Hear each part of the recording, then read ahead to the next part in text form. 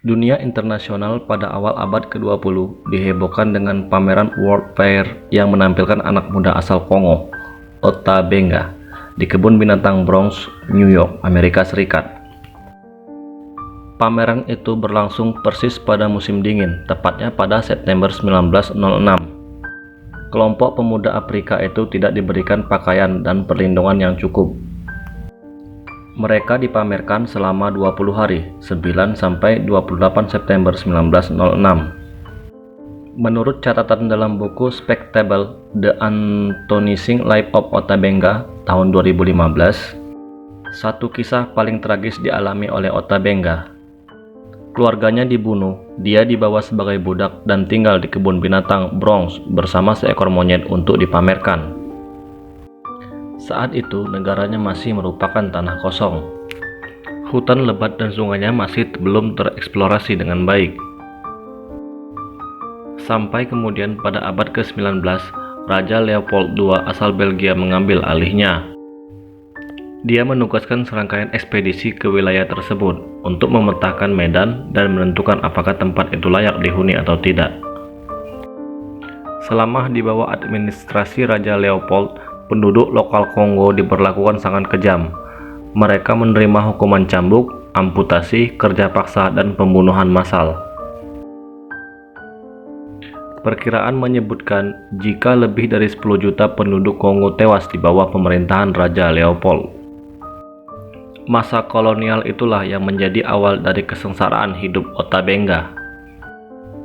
Dia menyaksikan sendiri bagaimana keluarganya yang berjumlah 20 orang dibantai oleh pihak militer. Ota Benga yang selamat dari pembantaian itu dibawa oleh pedagang untuk dijadikan budak. Sampai kemudian pada tahun 1904 seorang pengusaha dan penjelajah amatir Samuel Verber menemukannya. Saat itu Verber dikirim ke Kongo untuk sebuah ekspedisi pembuatan pameran untuk Saint Louis tentang penduduk asli.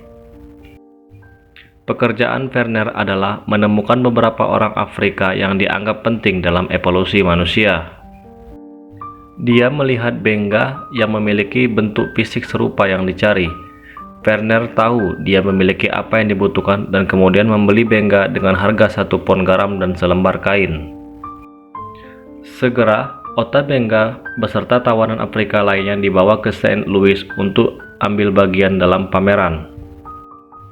Pameran manusia itu berhasil menarik perhatian banyak warga kulit putih.